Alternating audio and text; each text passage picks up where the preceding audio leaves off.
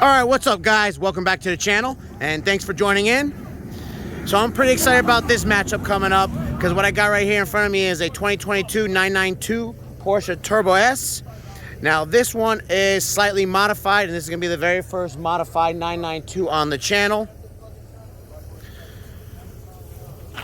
Now the mods that he has is just catless downpipes and an OTS 93 tune. Now the owner got dynoed on a hub dyno and he made 630 wheel horsepower on that specific dyno. This is a beautiful car. Now I know these cars weigh somewhere around 3,500 plus pounds. And he's been running up against a 2020 Toyota Supra. Now this is the first one. This specific Supra is making its very first appearance on the channel.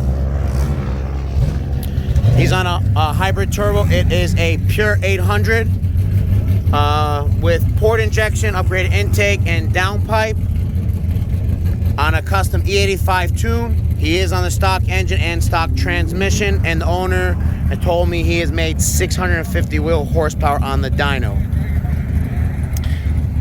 Now as for tires, he's running on, let me see, these are Nitto NT 555R2 tires. So these are pretty good tires.